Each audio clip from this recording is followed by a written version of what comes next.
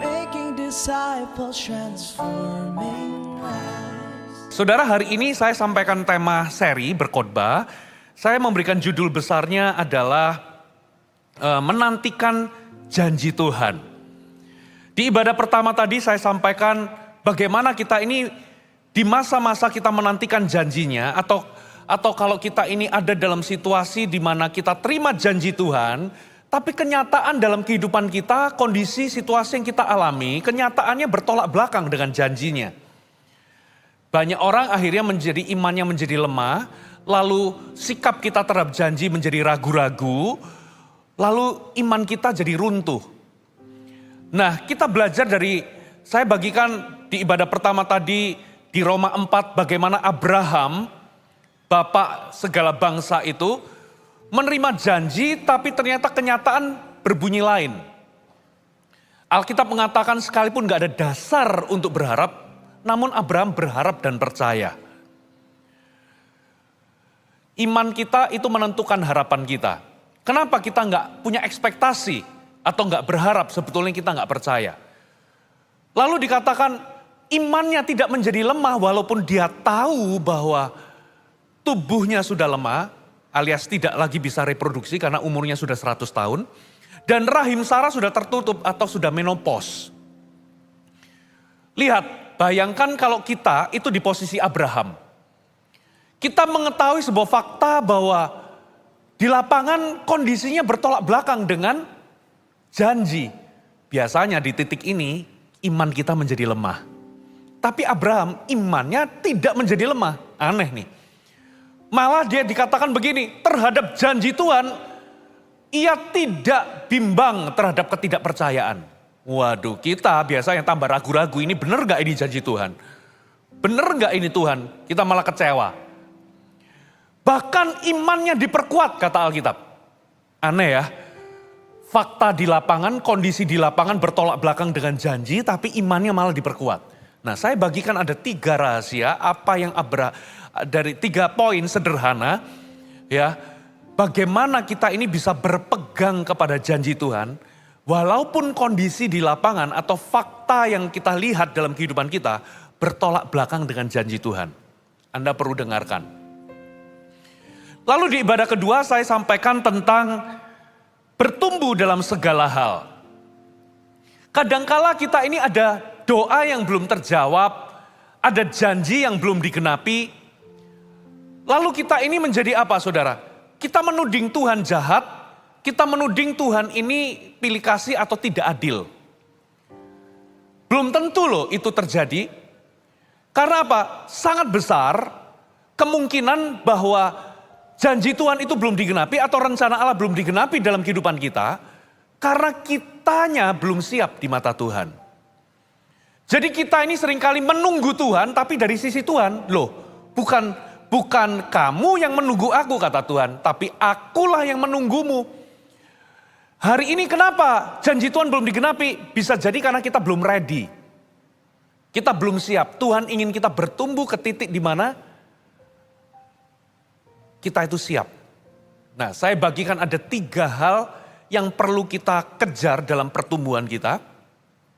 Supaya di masa-masa kita menanti, kita gak fokus kapan ya. Fokuslah Anda bertumbuh. Nah, ada 3 area saya bagikan. Saudara harus dengarkan. Nah, di ibadah yang ketiga, saya sampaikan tentang berdoa dengan penuh kuasa. Habakuk itu pernah berseru, tapi Tuhan itu seolah-olah gak mendengar. Dia pernah berteriak penindasan, tapi Tuhan itu tidak menolong. Nah, saya bagikan. Ya, kalau hari ini Anda merasa bahwa Anda berdoa tapi sepertinya Tuhan itu gak mendengarkan. Anda minta pertolongan tapi seolah-olah Tuhan itu gak tolong. Jangan buru-buru menuding bahwa Tuhan itu gak tolong atau Tuhan gak dengar. Nah, saya bagikan ada 3 tingkat doa. Jangan-jangan dari 3 tingkat doa ini kita gak melakukan seperti yang firman ajarkan. Anda perlu dengarkan, saudara. Ya, bisa jadi, saudara, kenapa kok itu gak terjadi? Karena kita belum, Anda dengarkan sendiri deh. Ya, ada 3 alasan kenapa kok Tuhan belum mendengar Tuhan itu belum menjawab doa kita. Saudara perlu dengarkan. Nah, di ibadah keempat ini saya fokus kepada berserah kepada proses Tuhan selama kita menanti janji Tuhan. Nanti di ibadah kelima, bagaimana kita beristirahat dalam hadirat Tuhan sementara kita menantikan janji Tuhan. Nah, coba kita buka bersama-sama Ulangan pasal yang ke-8 ayat 2 sampai 5. Ulangan pasal yang ke-8 kita baca di ayat yang kedua sampai ayat yang kelima. Ini ayat yang sering kita baca. Tapi saya minta kita kembali membacanya. Ingatlah kepada seluruh perjalanan yang kau lakukan atas kehendak Tuhan Allahmu di padang gurun selama 40 tahun ini dengan maksud merendahkan hatimu dan mencobai engkau untuk mengetahui apa yang ada dalam hatimu, yakni apakah engkau berpegang pada perintahnya atau tidak. Jadi, ia merendahkan hatimu, membiarkan engkau lapar, memberi engkau makan mana yang tidak kau kenal, yang juga tidak dikenal oleh nenek moyangmu, untuk membuat engkau mengerti bahwa manusia hidup bukan dari roti saja, tetapi manusia hidup dari segala yang diucapkan Tuhan.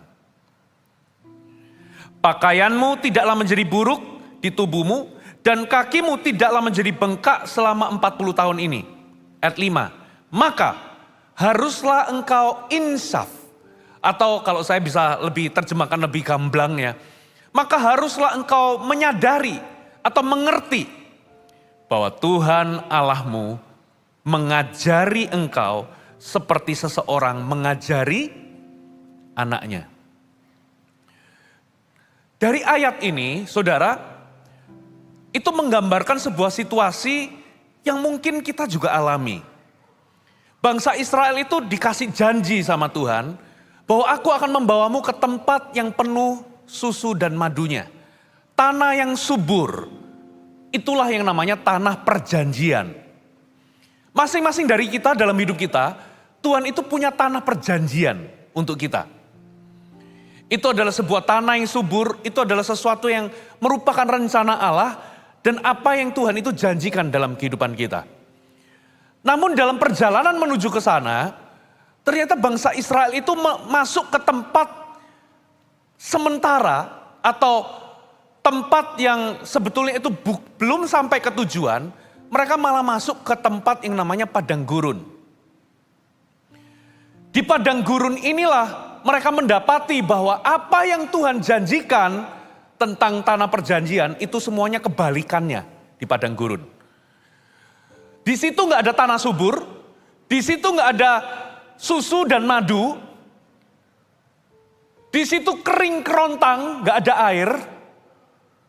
Jadi ini adalah situasi yang bertolak belakang dengan apa yang Tuhan janjikan. Inilah situasi yang kita namakan for now. Hari ini mungkin Anda merasa bahwa ya sih Tuhan janji sesuatu dalam hidupku, tapi for now itu belum digenapi. Yes, saya percaya adalah janji Tuhan dalam hidupku bahwa aku disembuhkan, tapi for now itu belum terjadi. Yes, Tuhan itu akan membawaku ke sebuah tempat di mana Tuhan itu membawaku naik tinggi, ada dalam sebuah promosi. Tapi for now, aku justru ada di bawah, di lembah. Malah aku baru saja dipecat, bukannya promosi, tapi malah dipecat. Pernah nggak Anda masuk dalam sebuah tanah yang namanya di tengah-tengah, di antara tempat janji Tuhan, ya, antara diri Anda dengan janji Tuhan, Anda berada di tengah-tengah. Kita sering mengalami momen-momen demikian. Kita ini berada di tengah-tengah. Saudara, doa belum dijawab, janji belum digenapi, rencana Allah sepertinya kok tidak ada tanda-tanda itu digenapi. Saudara, itu yang namanya tanah di antara, di padang gurun, saudara. Dan tahukah di padang gurun itu tanah yang gersang. Tapi Di padang gurun itu sekalipun dia tanah gersang, tapi padang gurun itu subur akan dua hal. Yang pertama adalah subur akan keluhan atau complaining di tanah padang gurun itu. Yang kedua itu subur sama yang namanya didikan atau disiplin dari Tuhan. Nah, tinggal hari ini Anda pilih itu menjadi tempat di mana Anda dididik oleh Tuhan, atau menjadi tempat di mana Anda komplain, mengeluh, dan menjadi negatif. Itu tanah subur, padang gurun itu tanah gersang, tapi itu adalah tanah subur untuk disiplin atau didikan Tuhan, atau komplain atau keluhan. Saudara, nah coba kita lihat satu ayat ya. Coba kita buka sama-sama Ibrani pasal yang ke-12 ayat yang ke-11.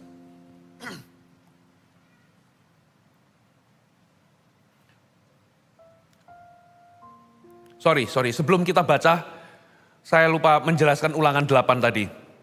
Sorry, kita skip dulu ya, balik ke ulangan 8. Saudara, dikatakan begini, ingatlah kepada seluruh perjalanan di padang gurun selama 40 tahun dengan maksud. Jadi ada kata dengan maksud. Apa artinya dalam kehidupan kita?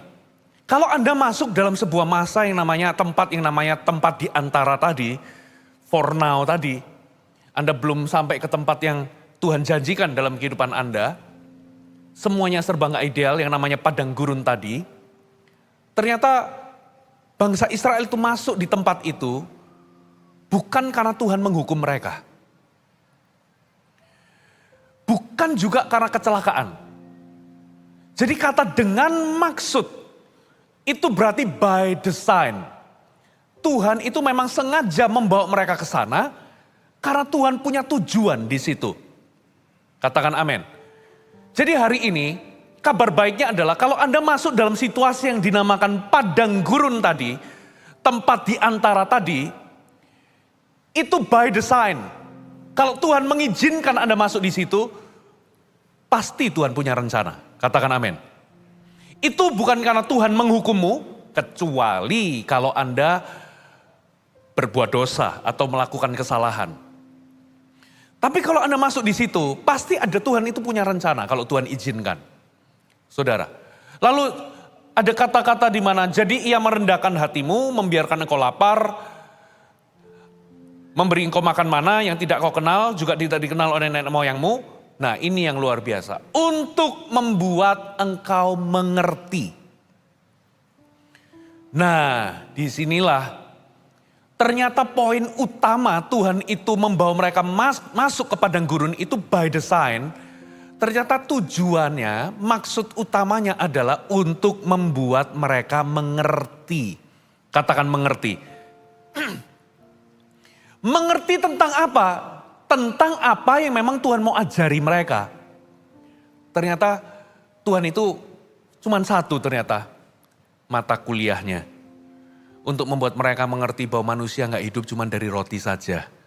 Tapi manusia hidup dari segala yang Tuhan ucapkan. Bayangkan ya, untuk ngajarin satu ayat itu aja butuh 40 tahun. Apa sih ternyata pelajarannya apa? Ternyata pelajarannya adalah manusia itu gak bisa hidup sendiri. Manusia itu kalau mau survive perlu bergantung sama Tuhan. Itu pelajarannya di padang gurun. Nah baru di ayat 5-nya dikatakan begini. Maka haruslah engkau sadar atau insaf bahwa Tuhan Allahmu, katakan mengajari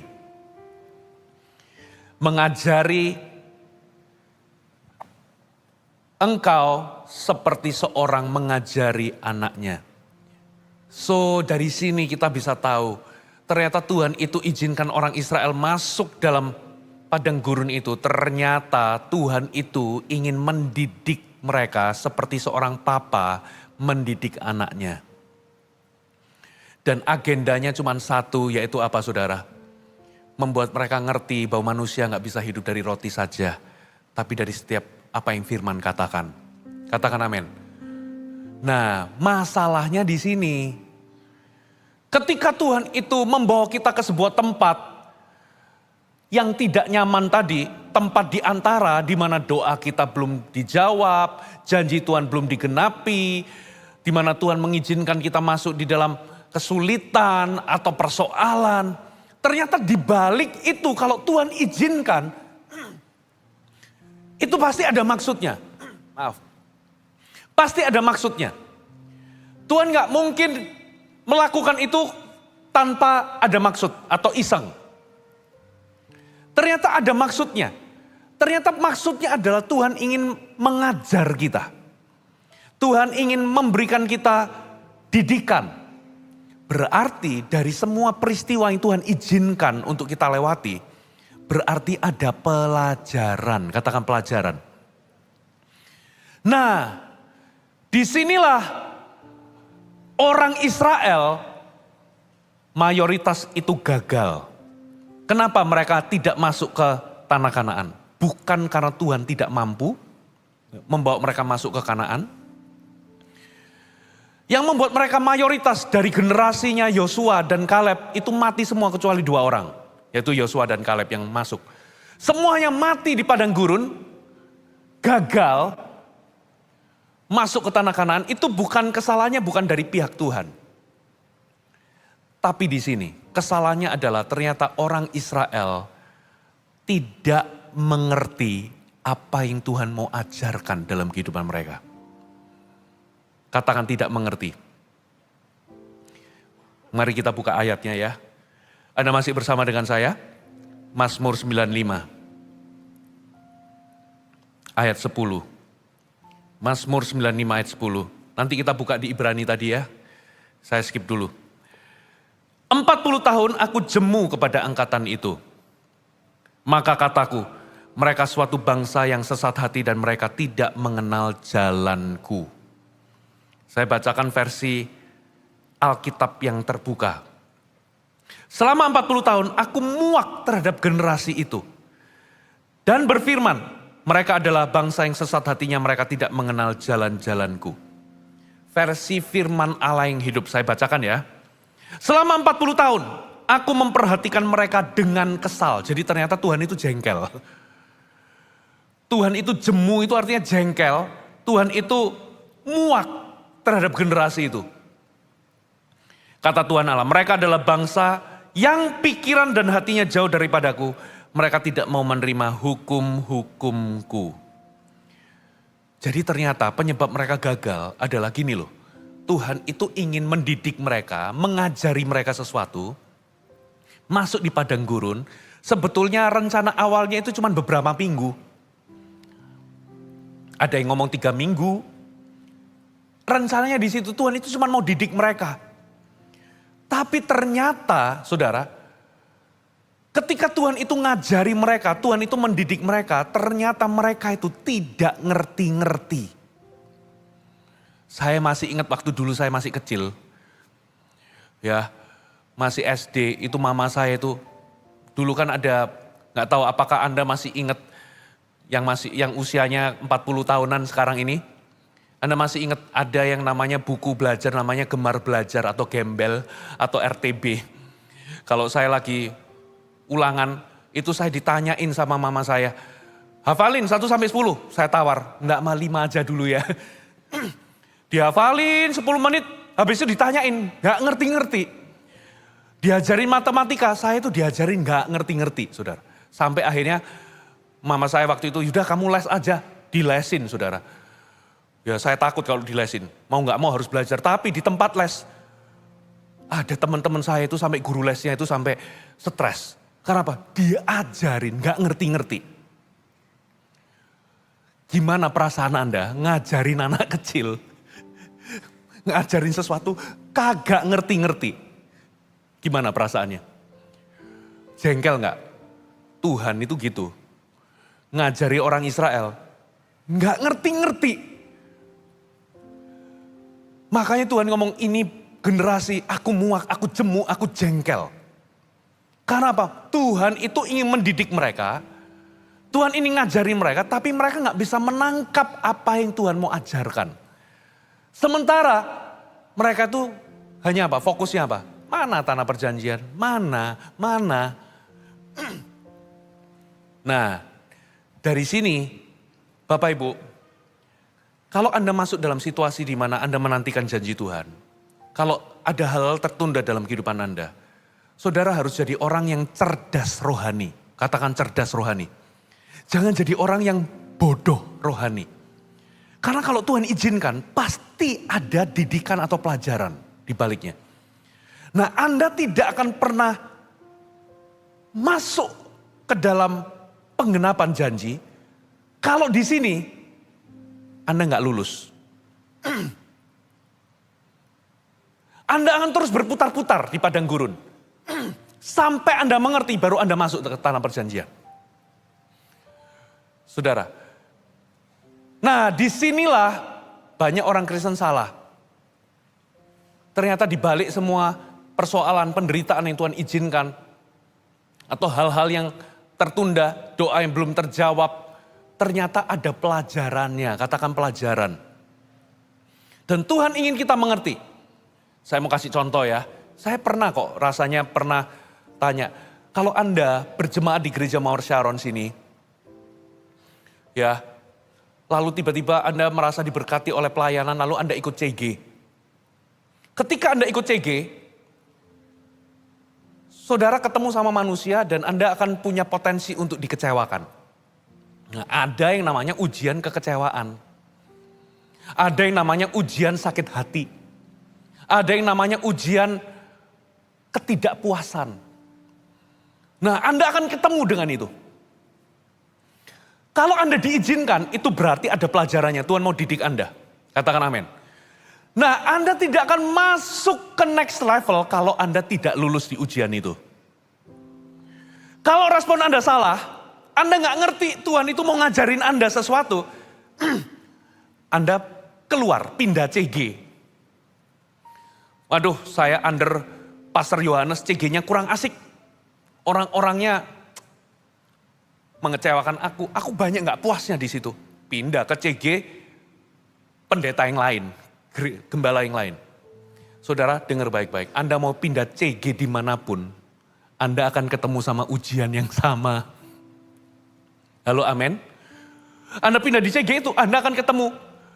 Hanya bedanya sekarang, aktornya berbeda tapi dramanya masih sama. Nah, kalau di situ Anda ketemu ujian kekecewaan, ujian ketidakpuasan, ujian apa lagi? Sakit hati. Kalau Anda nggak lulus, muter, balik lagi. Udah, Mawar Sharon ini CG-nya nggak ideal semua. Anda mau pindah gereja sekalipun, Anda akan ketemu sama ujian yang sama. Tempat kerja juga sama. Bapak Ibu, Anda ada ujian tertentu di tempat kerja. Anda mengira bahwa pindah tempat kerja itu akan menyelesaikan sebuah persoalan. Saudara, Anda mau pindah kerja dimanapun, Anda akan ketemu sama ujian yang sama. Sampai Anda menang dan lulus, baru Anda naik level. Katakan amin. Nah, Tuhan juga sama. Saudara, ada ujian tertentu, ternyata Tuhan itu ingin mendidik kita. Makanya di dalam menantikan janji Tuhan, kita perlu berserah kepada proses. Katakan berserah. Nah, sekarang kita lihat Ibrani pasal yang ke-12.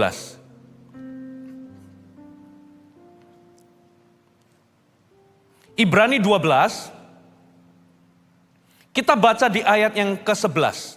Memang tiap-tiap ganjaran pada waktu ia diberikan tidak mendatangkan sukacita, tetapi duka cita. Tetapi kemudian ia menghasilkan buah kebenaran yang memberikan damai kepada mereka yang dilatih olehnya. Saya akan bacakan beberapa terjemahan yang lain. Versi Alkitab yang terbuka. Semua didikan, nah perhatikan. Jadi kalau di Alkitab kita yang versi itu pakai kata ganjaran. Tapi kalau Alkitab yang terbuka pakai kata didikan. Semua didikan pada saat diberikan memang tidak menyenangkan dan menyakitkan. Memang didikan itu kadang menyakitkan. Akan tetapi sesudah itu akan menghasilkan buah kebenaran yang memberi damai sejahtera kepada mereka yang telah dilatih oleh didikan itu.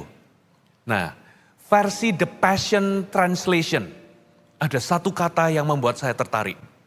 Dikatakan gini, now all discipline seems to be painful at the time, yet later it will produce a transformation of character, bringing a harvest of righteousness and peace to those who yield to it.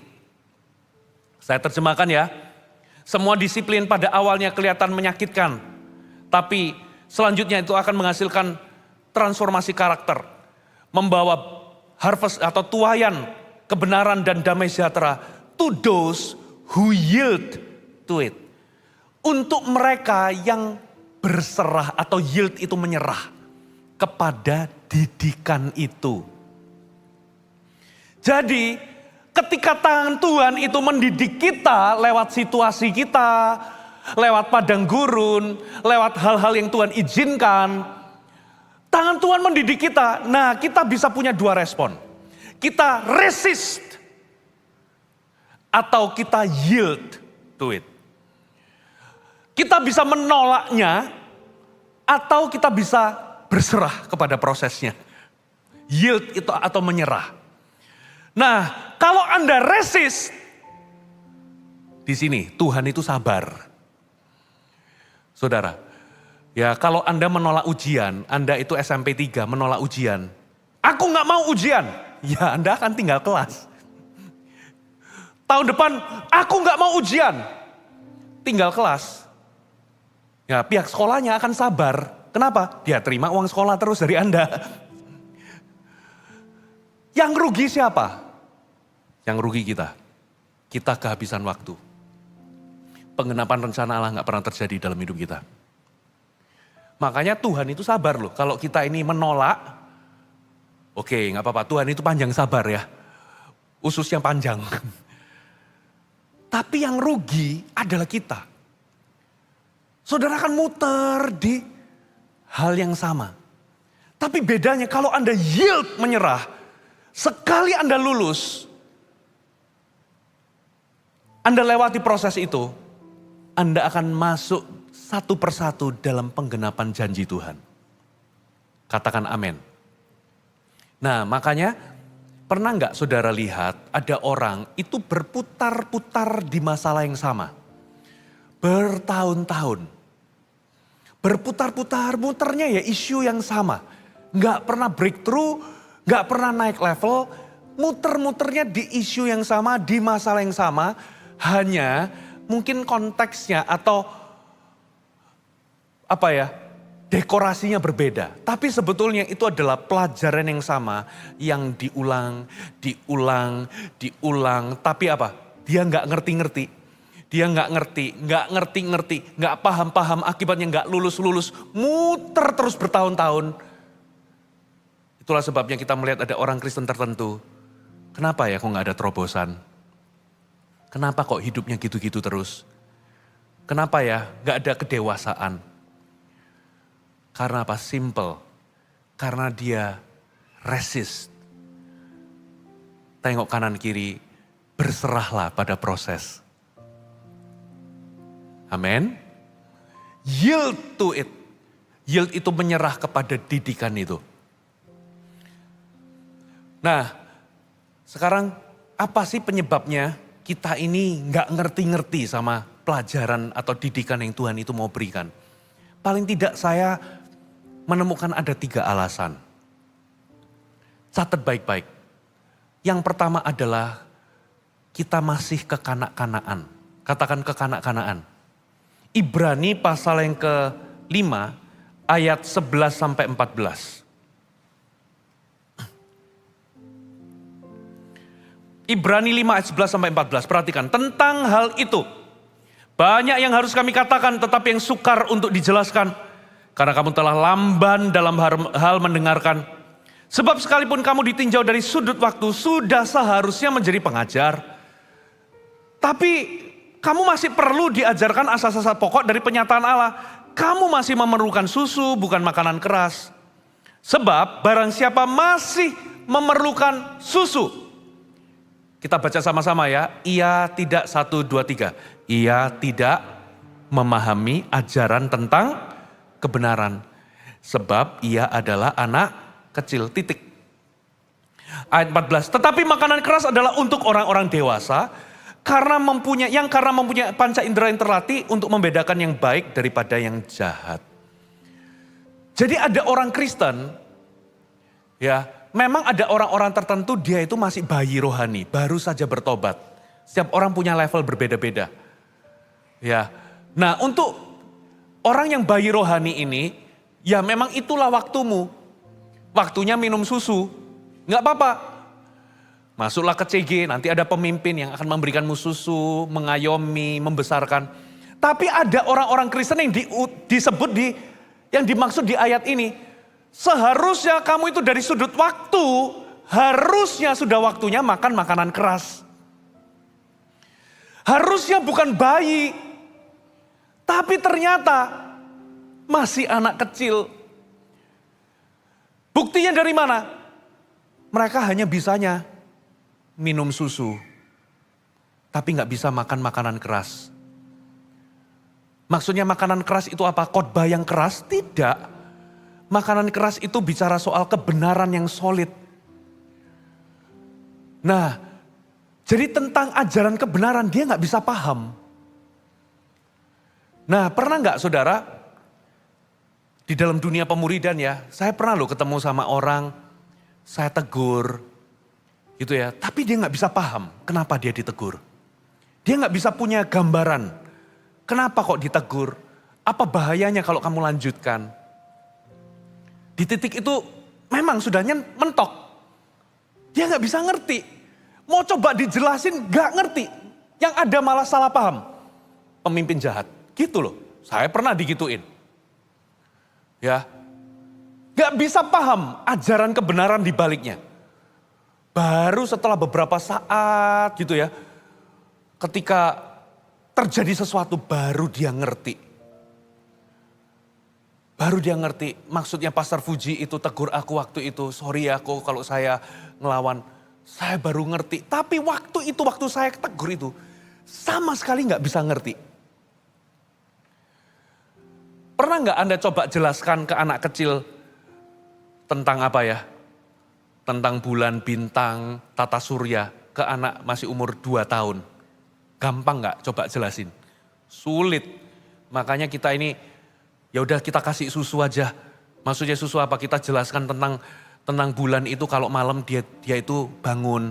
Matahari kalau pagi dia itu bangun. Jadi kalau pagi bulannya tidur, mataharinya bangun. Kalau malam matahari tidur, bulan bangun. Tapi coba kalau kita jelaskan ke anak 2 tahun. Nah, bumi itu berotasi terhadap dirinya sendiri, lalu berevolusi terhadap matahari. Makanya ada ini 24 jam, ada 1 tahun itu. Mereka nggak bisa paham. Karena apa? Masih anak-anak. Bapak Ibu. Nah, alasan kenapa kok kita ini Tuhan mendidik kita tapi kita nggak ngerti-ngerti. Sangat besar kemungkinan karena kita masih memegang sifat kekanak-kanaan. Saudara, kita childish. Paulus satu kali ngomong, ya ketika aku beranjak dewasa aku meninggalkan sifat kekanak-kanaan itu. Dulu waktu aku kanak-kanak, aku berpikir seperti kanak-kanak, merasa seperti kanak-kanak, berpikir seperti kanak-kanak. Tapi setelah aku beranjak dewasa, aku meninggalkan. Katakan meninggalkan. Meninggalkan itu berarti keputusan pribadi. Katakan amin. Meninggalkan atau melepas, itu adalah keputusan pribadi untuk kita meninggalkan. Saudara, selama kalau kita ini pegang sifat kekanak-kanaan, saudara, ada orang tertentu itu pokoknya gak mau kalah. Nah, kelihatan tuh kekanak-kanaan. Ya, kita ini punya sifat-sifat begitu. Nah, ketika Tuhan ajarkan kita sesuatu, ternyata Tuhan itu mau mendidik kita. Supaya kita bisa mengerti apa yang Tuhan mau ajar, kita harus meninggalkan sifat kekanak-kanaan. Katakan amin. Yang kedua, alasan yang kedua adalah kekerasan hati. Katakan kekerasan hati. Kita nggak perlu buka ayatnya ya. Di Markus 8 ayat 14 sampai 21. Intinya satu kali, Yesus itu mengadakan banyak mujizat, menggandakan 5 roti 2 ikan memberi makan 5.000 orang. Lalu beberapa hari kemudian Yesus menggandakan dari 7 roti memberi makan 4.000 orang. Sementara itu ternyata murid-murid ketika melanjutkan perjalanan lupa bawa bekal rotinya. Di dalam perjalanan mereka saling menyalahkan satu sama lain.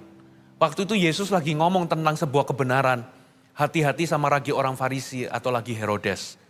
Murid-murid ketika tahu Yesus ngomong begitu, murid-murid senggol-senggolan sambil saling menyalahkan. Ini Tuhan menyindir kita gara-gara kita lupa bawa roti.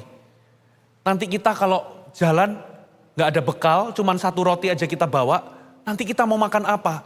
Jadi mereka bertengkar satu sama lain. Tuhan waktu dengar itu, Tuhan ngelus dada. Yesus ngomong begini, belum jugakah kamu paham? Belum jugakah kamu mengerti? Telah degilkah hatimu? Degil itu artinya keras. Jadi yang membuat kita ini gak bisa mengerti, gak bisa paham, Tuhan itu mau ngajar apa dalam hidup kita? Karena hati kita degil atau keras. Bayangkan loh, murid-murid Yesus itu lihat mujizat, diulang 2 kali penggandaan roti. Sementara mereka lupa bawa roti, masa sih mereka itu masih khawatir berjalan sama Yesus gara-gara lupa bawa bekal?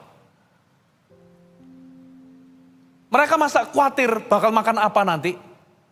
Padahal sudah lihat mujizat di depan mata mereka. Makanya Yesus ngomong, kamu ini kok gak ngerti-ngerti. Degil kamu hatinya. Keras. Jadi ternyata yang membuat kita ini gak bisa mengerti ketika kita masuk dalam proses adalah kita mengeraskan hati kita. Kita menjadi degil, saudara. Yang ketiga, Anda masih bersama saya, amin? Semangat semua. Yang ketiga adalah karena kita ini salah yang namanya fokus. Katakan fokus. Sering ketika kita lewati masalah, kita ini cenderung kapan masalahnya diangkat. Sama Tuhan itu begitu. Kapan aku bisa keluar dari masalah ini? Tuhan, kapan jawaban doaku ini? Tuhan, kapan janji Tuhan ini digenapi? Kita fokus sama kapan. Kita buru-buru. Kita harus belajar sebetulnya dari orang Israel. Waktu Tuhan didik mereka, bukannya mereka memahami dan ngerti, tapi mereka malah komplain. Kapan, terburu-buru sampai di titik mereka itu bikin patung anak lembu emas untuk membawa mereka keluar dari padang gurun, masuk ke tanah perjanjian. Karena apa? Ternyata fokus mereka cuma satu. Mereka fokus sama janji Tuhan dan bukan sama pelajaran. Mereka fokus sama kapan masuk ke sana, tapi bukan pelajaran. Bapak Ibu, saya mau kasih tahu, ketika Anda menangkap pelajaran dan proses Tuhan di dalamnya, waktu Anda nangkep, waktu di dalam proses itu Anda menyerah dan Anda mengerti, dengar baik-baik, solusi atau persoalanmu tiba-tiba langsung problem solve. Once itu mengerti, langsung solusi langsung ada di depan mata. Ayub itu pernah Tuhan izinkan mengalami sebuah proses yang luar biasa. Prosesnya dia harus kehilangan banyak hal. Saudara, lalu dia punya teman-teman juga accuse dia. Kamu pasti berbuat dosa, kamu pasti begini, kamu pasti begitu. Sampai Ayub itu pernah ada satu titik itu terpancing. Dia berargumen dengan Tuhan.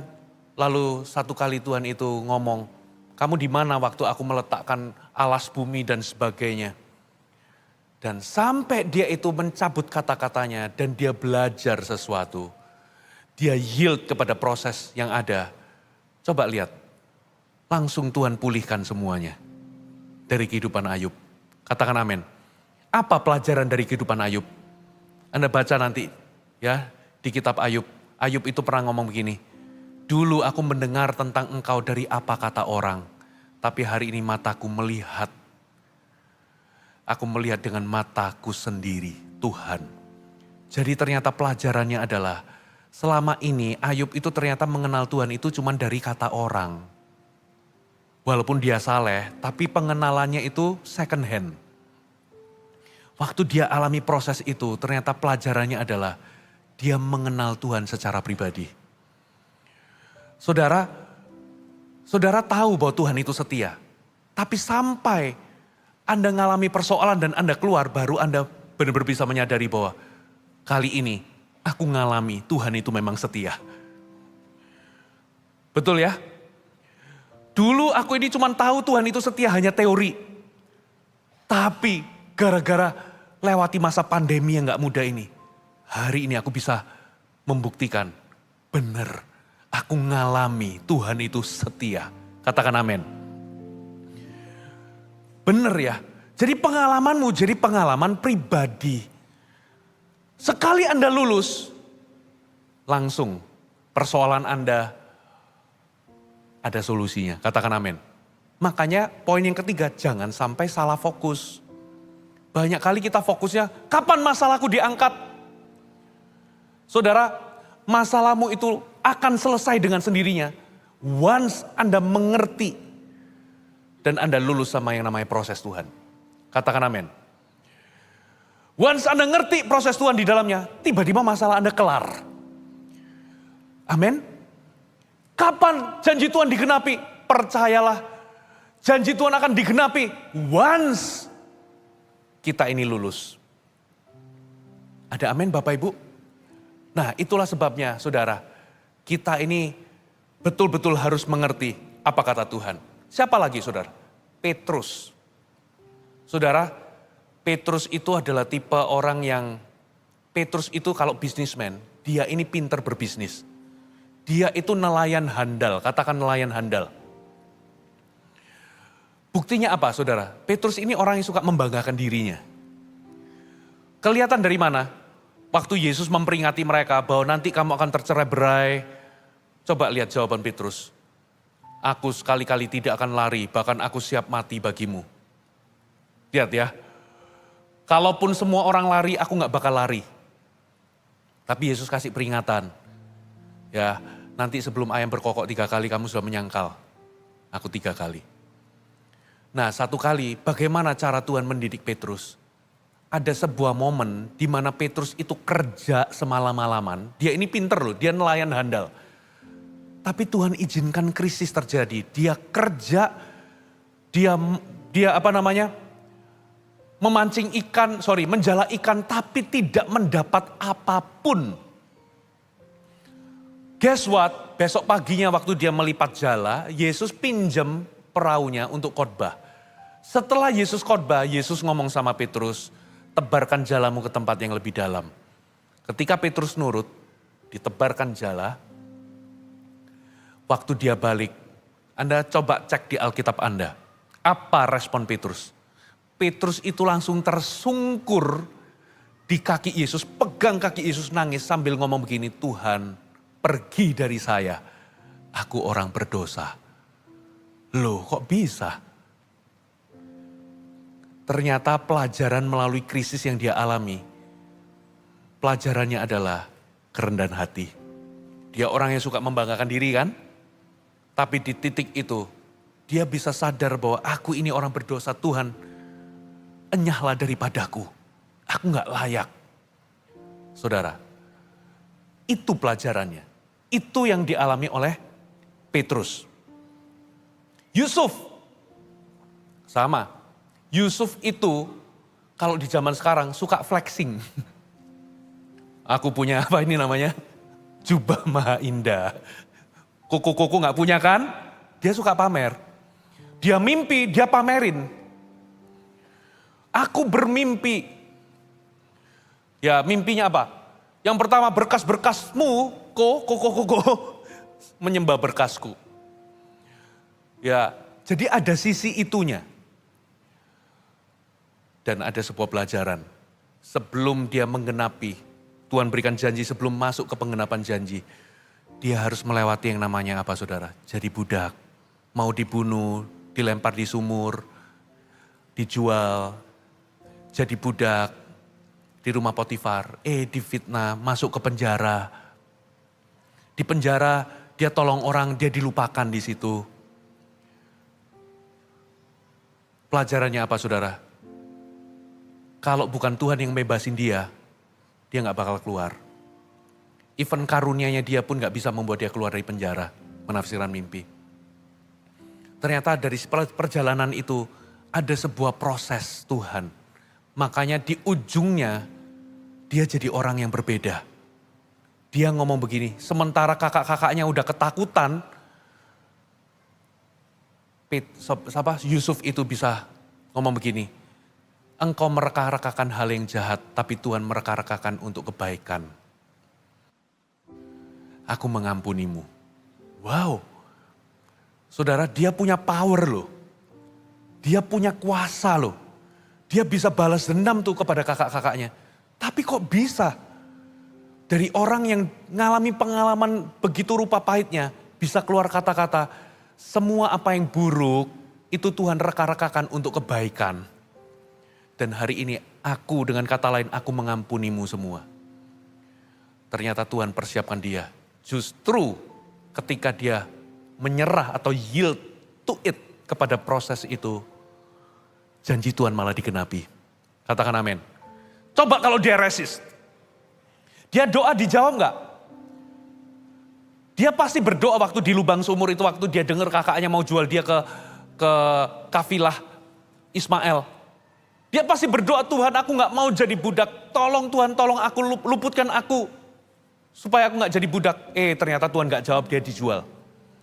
Tuhan aku gak mau di Mesir, malah dia di Mesir jadi budak. Tapi justru di situ, di Mesir itulah penggenapan janji Tuhan digenapi. Katakan amin.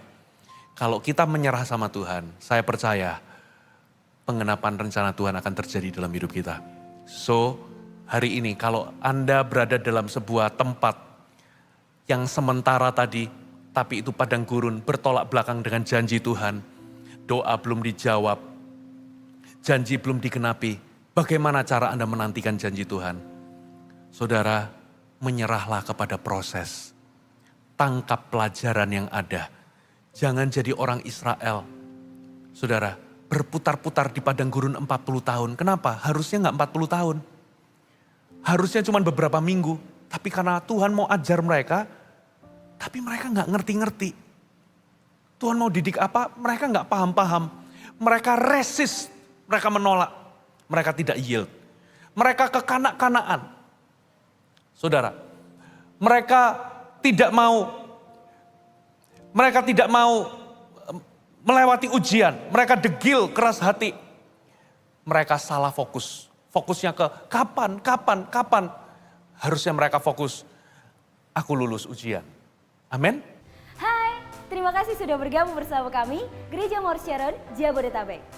Sebagai gereja Tuhan, adalah kerinduan bagi kami untuk melihat Anda terus bertumbuh di dalam pengenalan akan Tuhan dan mengalami perubahan hidup. Maka dari itu, bergabunglah bersama komunitas kecil kami, Connect Group. Dapatkan informasi lebih lanjut pada kolom deskripsi kami. Last but not least, don't forget to subscribe dan bagikan video ini kepada orang yang Anda kasihi. Thank you for joining us and see you next time.